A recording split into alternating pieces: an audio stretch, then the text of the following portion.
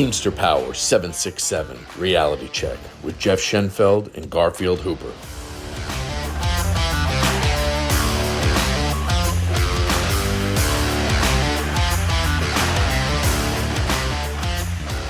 All right, everyone, welcome to a new episode of Teamster Power Reality Check.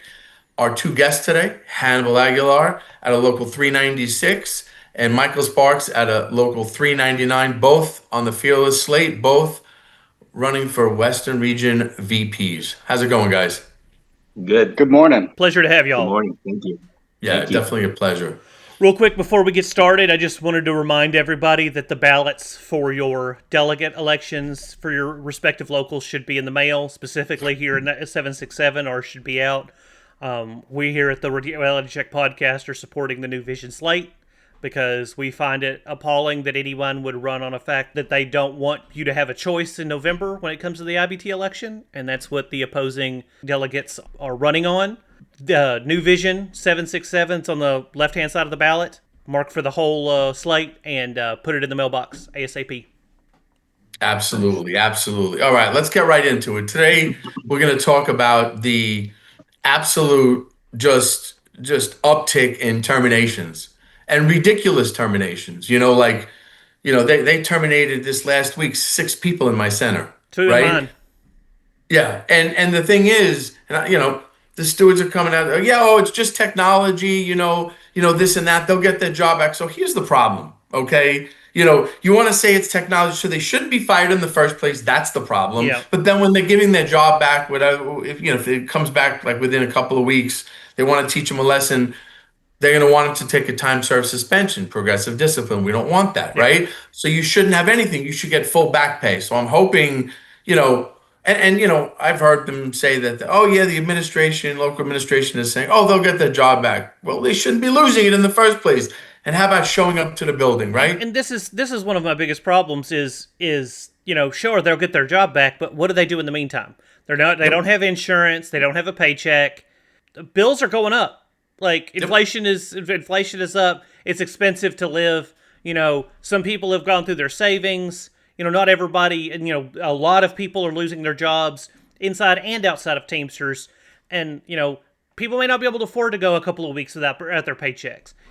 Dipping into your savings for a couple of weeks because the company has decided that they're going to ignore the contract because there's apparently no repercussions for them ignoring the contract, and fire people using just technology, and it's bullshit.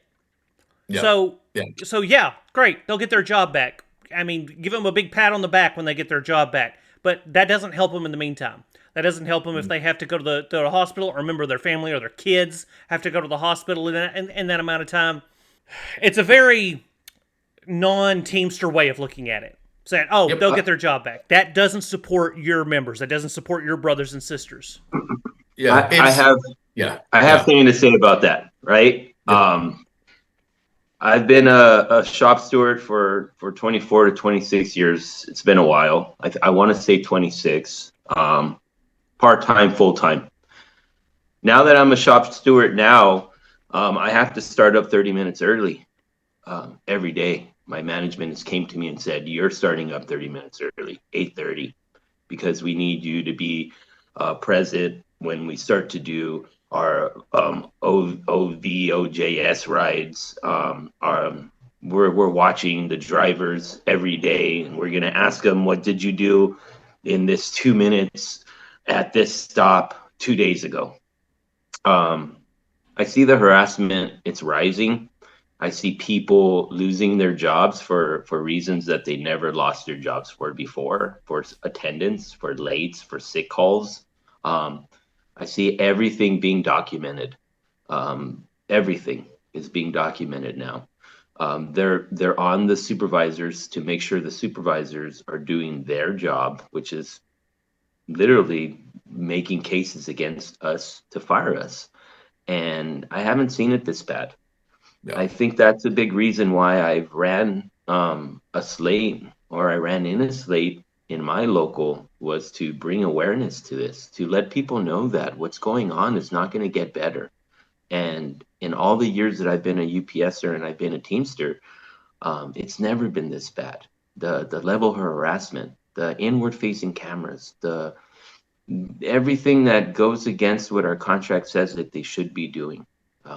It's bad, guys, and you know it from the plains of Texas to the sea of Southern California, the beaches of us. We're experiencing it all over the United States, and I think that a big thing that we have to reach and we have to understand is there's a lot of apathy within our Teamsters and in our union, and we're gonna have to break that barrier, that apathy barrier, if we're gonna actually like fight for our jobs and be united in this, because our leadership, they are not there for us.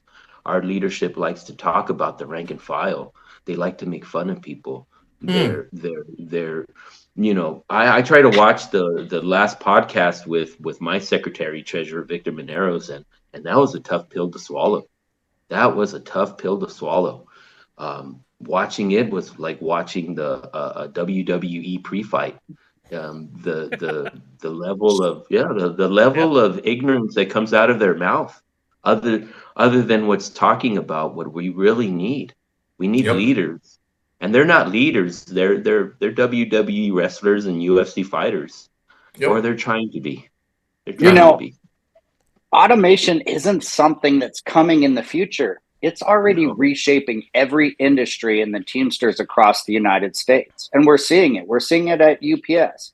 The company is looking for easy and convenient ways to lay off our membership. And they're doing that, just like Hannibal made reference to, for the smallest infractions. This buyout that they're offering the members across the nation of 150,000 for a buyout, that's a convenient way for them to lower their employment numbers so that they can bring in automation to all these hubs across the United States. They can get rid of the manpower that they're paying for. And Hannibal made reference to this podcast that Sean O'Brien, Lindsay Doherty, and Victor Maneros were on, that was titled "The Teamsters Stand Up to Big Tech." Tough talk about big tech is easy. The real test of leadership is having a plan. And nowhere in that podcast did they reference big tech. That podcast was purely a political campaign ad Yep. for the Sean O'Brien administration to attack their opponents.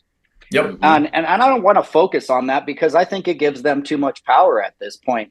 I think the Teamsters need to have some priorities. And right now, the priorities is that the Teamsters have been the strongest labor union in the United States of America for well over 100 years. We need to have a plan to battle and combat automation, to combat artificial intelligence that's coming right now. It's not 5 years down the line. This is happening right now. And we need to stand together and have a plan for this. And putting out a podcast where you say you're standing up to big tech, that's a blatant lie. There were no plans. There was no strategy. There was no, here's what we're going to implement. And we need somebody to lead this union that is going to stand up in the face of this technology, and not just for blue collar workers in America, but for all workers in America, because this technology doesn't discriminate if you're a blue collar worker, if you're a white collar worker, if you're a doctor or a professional or a lawyer. It's coming after all of our jobs. It doesn't discriminate. Well, And listen. we really need to take a stand. And we So need a leader to do that. absolutely, we absolutely do, and we know that's Richard, right? We know that's Richard. That's Yep. that's easy, right? And what we've discussed is, like instead of us against everyone, we want to bring other unions in together, with us to educate on AI automation, right? Let's do it together. We become stronger, right? I mean, why would we just us This against is not everyone? It's this is not crazy. a one person fight. This is everybody in America and across the world, really. I mean, really, this is going to attack the population of the world. But right now, our concern is the labor force in America, and we need to stand together and come together under the leadership of one solid leader. And that's what the Fearless Slate is offering: is a forward thinking power structure in the Teamsters that's looking right now in current events and down the line in the future and saying, we need to stand together as labor. We need to stand together as the workforce in America and say, you cannot displace all of these hardworking American workers for a computer. And here's my problem too is, they want to talk about AI and we want to talk about all this stuff that is replacing our jobs. All of this stuff was happening in 2023 when the UPS contract was being negotiated. Was there any safeguards negotiated into the contract? None. And our quote unquote historic contract. And they expect us to believe that they are prepared for this, yet they failed to negotiate safeguards into the 2023 contract. When everybody could have seen this, everybody saw this coming. We were talking about AI in 2021, 2022. Like it was, right. It was at the beginnings, but you had to have known a company like UPS was going to be on the forefront of trying to put that in. You could have seen that with the cameras being implemented without being negotiated. That once again. We've talked about this till we're blue in the face. They're still in all the trucks. That was supposed to be a strike issue. If the cameras are still in the trucks, we were supposed to go on strike. The cameras are still in our trucks. I just wanted to talk about the misinformation that our general president is sharing about the cameras. Right. That's one of the big red flags is that he's telling us that camera is a lytics.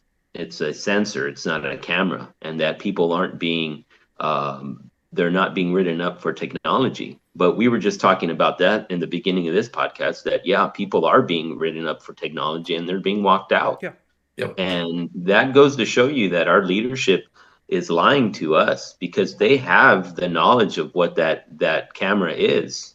Eric Johnson, Mike Moxley. Fearless Slate candidates use their own money to have the research done. They have told us that camera is a camera, and it's dangerous for our health. Yep. And I don't know anything else that we can keep on saying, but I'm going to keep on telling people until I'm blue in the face, and I don't care. I like I said before, we have to break this barrier of apathy within our union. People have to start realizing right now that we're being lied to. We're being treated like guinea pigs, and our leadership has let us down. And all they want to do is they want to bash and they want to bash, but they don't want to talk about the real issues. Yeah. And that's the truth. And by bringing all of this up and talking about this, you're being anti-union. Yeah, that's what By questioning our leadership, you're being anti-union, according to Sean O'Brien. When I did my oath as a Teamster, I didn't do an oath to Sean O'Brien, and I didn't do the oath to the IBT leadership. I did the oath to the Brotherhood, and the Brotherhood is who I'm talking to. Yeah. I'm not talking to Sean O'Brien. I already know that everything that comes out of his mouth is either going to be laden with misinformation, and it's going to be nasty. They like to call me the picket line guy. Well, let me ask you, Sean O'Brien, were you ever in a strike? Did you ever wonder how you were going to feed yourself the next day, or if you were going to pay your rent? I did. I was on a strike, the 97 strike. And for the IBT president of the Teamsters to have made fun of me about that, and for them to laugh about that, that's pretty sickening. Well, it is. Sickening. It is. Yeah, and it is. You know what? It's their empty rhetoric because they have no plan. Hey, keep coming, because people see, they see it like it's ridiculous, right? It's ridiculous. And when I just talking about it, when I saw Victor and and I'm going to say it again, what did he call the members of the Fearless Slate losers? Is that what he said? like are you kidding me? Like, are you a leader of what? Are you the leader of the bathroom? Who says that? I mean, I don't understand that. Like, you're monitoring the bathroom with that. I mean, you're talking like a kid in high school, right? I don't get that. It's I wanted to say one thing about that. And this is to all my brothers in the integrity slate. We recently lost our election. We ran a campaign that was about a month and a half long. We went out to as many yards, to as many UPS hubs. We have Genesis Logistics. We have a lot. And for every single guy that had a full-time job or a part-time job or jobs, and they put their time into this just to make sure that the rank and file were empowered with knowledge, just to make sure that Victor Mineros knew that we were not happy with his leadership. It took a lot. It took a lot of courage for them. And instead of being losers, I actually see those guys as some of the best teamsters I've ever walked and I've ever been with, because I'm proud of every single thing that they did. From the guy who would go and print the paperwork that we needed, to the guy who would call the OES, to everybody that ran the social media, to the guy who worked 10-hour days but then went and campaigned in front of a building till midnight and then started his day up at 6 again. I'm proud of every single one of them. And to be calling Teamsters losers that are actually like doing their democratic process in the union, well, that goes to show you who the losers are, right? Yeah. It's the leadership. And You I'm know, tired of this kind of politics. No matter if it's like in national politics or in the IBD politics, I'm tired of the mudslinging. I'm tired of beating down the people that have a different voice. And they're coming. We're rising up. This is only the beginning. Yep. A one loss is nothing. To save the working class, to save the IBT, to save our jobs at UPS, this is only the beginning. Yep. This is only the beginning. you know, a thing that concerns me is no members should be discredited when they stand up and they question the leadership. No member should face that. Every Teamster across this country deserves respect. Every member's voice matters. They all count, and even the opposition. So to discredit and publicly discredit members who are standing up saying that this leadership is not the correct leadership at this time, and that their actions are actively hurting the Teamsters across the country, that's so disrespectful, not just to the premise of what the Teamsters are in the United States, but to the membership. Nobody is a nobody in this union, not one of us. We have the right to stand up. We have the right to question the people that we place in power to lead this union into the future. And unfortunately, with this administration that is in office, they don't believe that's true. They try to put themselves on a pedestal right now. They try to make the statement that only they are allowed to use social media to express their opinions and get their message out, and everybody else is not allowed to use social media. That you need to bring this to the leaderships, to the union meetings, your quarterly union meetings, or you need to go in and have a conversation with the leadership in the privacy of the union hall. And unfortunately, that's just not the case. I tried to do that with Lindsay Doherty, and she gaslit me in the union hall. She discredited me. And right now, unfortunately, unlike you guys at UPS, where you have a job that the company provides for you, in the motion picture division, we are dependent on the transportation coordinators to provide us with our jobs. Sometimes those could be for a day. Sometimes it could be as long as 6 months. But it's those relationships that we have with the transportation coordinators, the captains, who are our people that do the hiring in our industry. Now Lindsay is going to those people who she has a relationship, the ones that get the jobs religiously through the producers in the motion picture industry. And she's saying to them that anybody that takes a stand against the administration and Teamsters Local 399 is a problem and you should not hire them. So that's affecting my income for me and my family because I'm taking a stand. That's completely wrong. And that I think that needs to be changed. Those people in office, they're not the only ones that can use technology to express their message. So can the opposition, and that's perfectly acceptable. And every member in this union, at all divisions, we all matter, and we all Yeah. have a voice, and we're free to use our voice.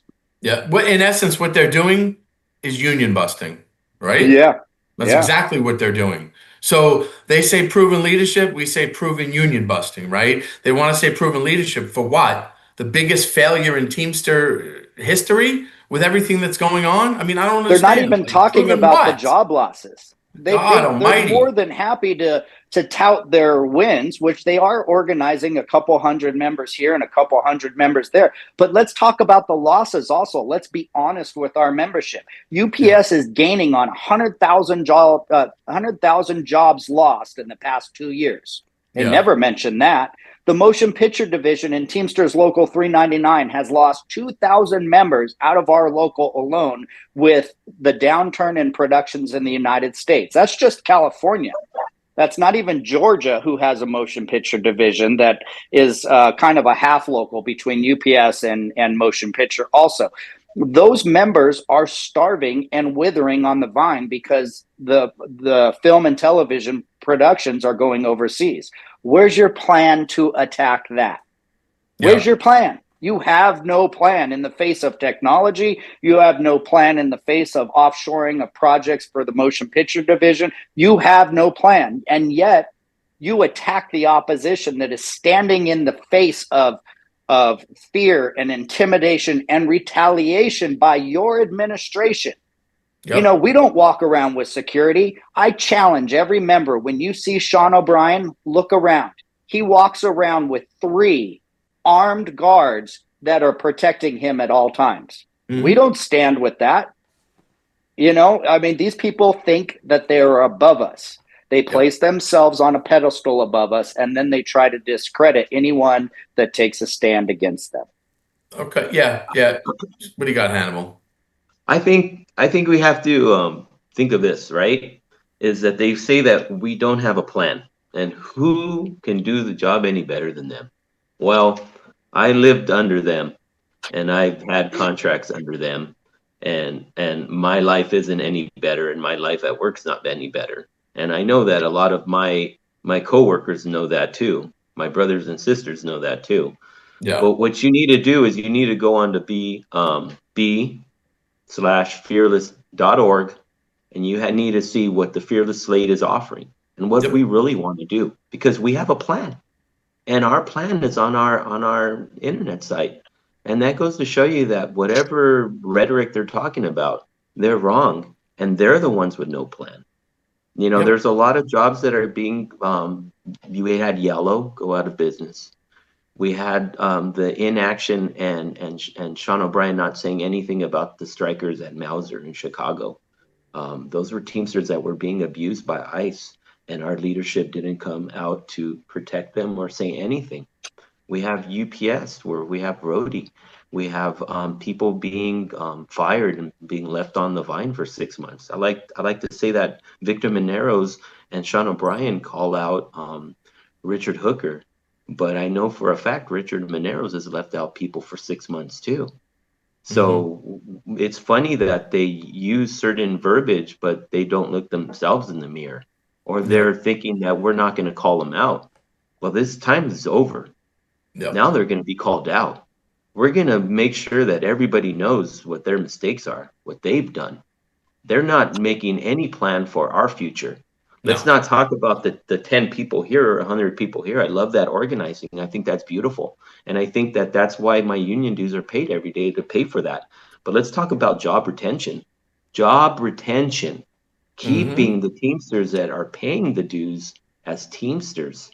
Don't let us go on the wayside and then act like we were never there, because And we having are. a plan for the job losses. What Good about plan. retraining? They never talk True. about retraining our members that are losing their No. jobs. They No. never talk about being prepared and standing up against AI and the cameras. There's been no discussion about that. You know, there's something fundamentally wrong with this administration. There's been mass layoffs at UPS. There's been mass layoffs in my own local, or loss of members because of lack of work. They never tell the reality of the situation to the membership. And we're out here standing in the face of retaliation, fear, and intimidation, saying to the membership, here's what's wrong, and we need to address this. And that's what the Fearless Slate is presenting to the members across the United States, is an administration that's going to be honest. We're going to put forth a plan for members that are losing jobs. We're going to put into the contracts protections, and we're going to tackle this, and we're going to tackle it honestly. Yeah. Can we say one thing? I would love to say this, because in the UPS contract there's a no strike clause. Let's get rid of that. Let's get rid of that. Yeah, only certain locals have that. Yeah, only certain of the 48-hour strike rule. Only certain local, very few have that. But you're right, though. I mean, you're right. It's something like that is, that's important, because then you think the company would get away with the stuff they get away with. Yeah. I mean, yeah. Imagine if a local, like the size of 767, for instance, had the opportunity to say, oh, y'all are going to ignore the contract and fire a bunch of people based on technology. Well, we're going to take the whole local on a 48-hour strike. Yeah. And guess what? You know what's even worse? Yeah. Because we know this happened to Richard. What if the general president says no to you, that you can't go on strike? Yeah. Yeah. Like, that's weird, right? But it happens. Yeah. It happens. Yeah. So, they have a strike we got to clause. worry about the company. They have a clause that allows them to go on strike, but the general president told him no. Yep. Yeah. Let's think of this. Let's think of this, that if let's say the company or people say, well, you have to have a no strike clause because then you hurt the company. Well, if we're going to organize and we're going to talk about a contract, right? Then all we're going to do is make sure that the company is abiding by the contract that we did with them. And if they don't abide by the contract, which everybody thinks that a company should abide by your union contract, then yes, we will go on a 48-hour strike. But if the company abides by the contract, inward-facing cameras, not being talked to about with or being written up with technology, then we won't go on strike. Yeah. But once you start breaking the contract, then you've got a different fight on your hands. And I use this same same language when supervisors or management bitch about the number of grievances that are being filed. It's like, you have a whole book here that tells you how not to get grievances filed on you, and you choose to ignore it. Yeah. I mean, it's all spelled out right here in this book. Exactly what you need to do to not get grievances filed. And you ignore it every time, and then wonder why you get grievances filed on you. There's a great saying in one of my brothers over here. He had said that he just believes that management, it's not grieve now and work as directed and grieve later. It's follow the fucking contract. Yeah. Follow the contract. If the contract says you cannot go on a ride with this guy because he put a grievance in, then you cannot go on a ride with him. Period. Yep. Follow the contract. Well, that's it. And then the second part to that is our union has to enforce it, right? And and again, not just being reactive, we got to be proactive so that stuff doesn't happen. Like, you have to do a show of force. Where is that? Where's the militant approach, right? Where's that? I'm still looking. You guys see it anywhere? Because I'm looking for it still. It's directed at our own membership, not the companies that we are supposed to stand up against. Yeah. And that's what I always say, right? We expect it from the company, and we should act accordingly and deal with that and be proactive. But when our own union officials and BAs, they come after their members, disgraceful. Well, as my father-in-law would say, disgrazia, right? I mean, it is. It's just absolutely just like, what the hell? Like, I don't understand that. But that's where we're at, and that's what we're dealing with, right? So I'm glad you guys, came on. You got to, speak your piece. We talked about, them terminating people, and and we got to do something about that. Like, BA's got to show up in force. Like, you can't just let them get away, get away with it and say, oh, they'll be back. What, with no back pay? They'll be back, and they shouldn't have been fired in the first place. But that's that's good that we talked about it. So I'm gonna go to Hannibal first. One last thing you want to say to the members out there. One thing. I think that we just have to remember that the time to fight for our jobs is now. Yep. I feel a lot of people think that you're going to go into work, you're going to clock in, and you're going to clock out, and you're going to go home. What we're trying to do is we're just trying to make sure that we have that option in a year from now, in 2 years from now, that we all go into work, clock in and clock out. And the ones that retired have a strong and healthy pension so that they can live their later years in peace. At the moment, our leadership is not talking about ways to retain jobs. They're not talking about retention. They're not talking about AI. They're having dinner with AI tech companies and billionaires. They're not protesting out in front of their dinners. They're inside having dinner. That's the problem. Yep. And no matter how it looks that we're apathy and we haven't broken that barrier within the Teamsters of the apathy in the voting process. But I think as time moves on and people start to see change, I feel that barrier is going to be broken down because people are they're going to understand that what we're talking about is not just a fight for ourselves. It's a fight for everyone. It's a fight for the IBT. It's a fight for every Teamster. It's a fight for everybody that is working class and depends on their check and depends on their job for their health insurance. Yep. It's not going to Yep. stop. It's not going Yep. to stop. Yeah, This is and just the remember, beginning. wait, this is what we always say here, right? Strong people stand up for themselves, but the strongest people stand up for others. That's always going to be that way, and that's a fact. Okay, so that's Yep. that. So, Michael, last words. I'd like to talk to the members, not just the delegates that are going to Las Vegas in the upcoming months, but all the members across the country. We've really had a loss of trust in our democratic process, but I think we can implement a change in that. I think the delegates need to give the membership a choice with the upcoming IBT election by voting for the Fearless Slate and putting them on the ballot and letting the membership decide. I Yep. think the West Coast is very much a hot zone right now, clearly demonstrated by how much Sean O'Brien is devoting his time to the West Coast. And I think that we need to really give the membership a choice with the upcoming election. Let's have a Yep. democratic process. Let's put the Fearless Slate on the ballot and let the membership decide who's right to lead this great union into the future.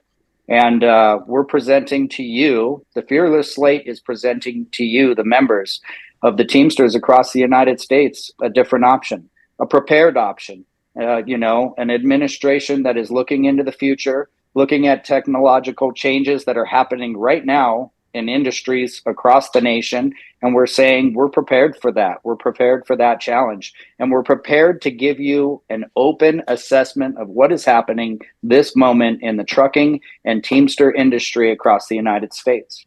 Let's make a change. Vote the Yep. Fearless Slate.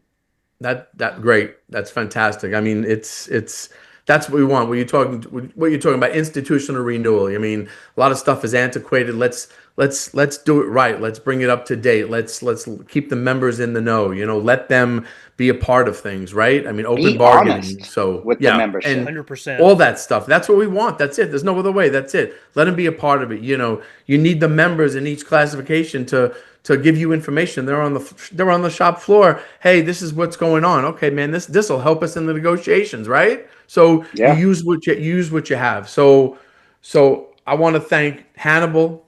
I want to Hold thank on, Michael. hold on. 1 second, Jeff. I got something else to say. Eric Johnson wanted me to say this, and he said that, don't forget to go on our page. Don't forget to fill out the inward facing camera survey. When I first got the camera, I started to get really bad dry eyes, and at the end of the day, they were very tired, and I had never experienced that before. So we want to hear about what's going on with you.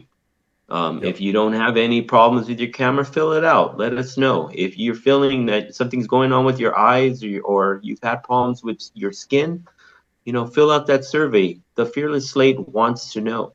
We also want to know what's going on with you in your locals, with you personally. If you have problems in your locals or you don't have problems in your local, we want to know.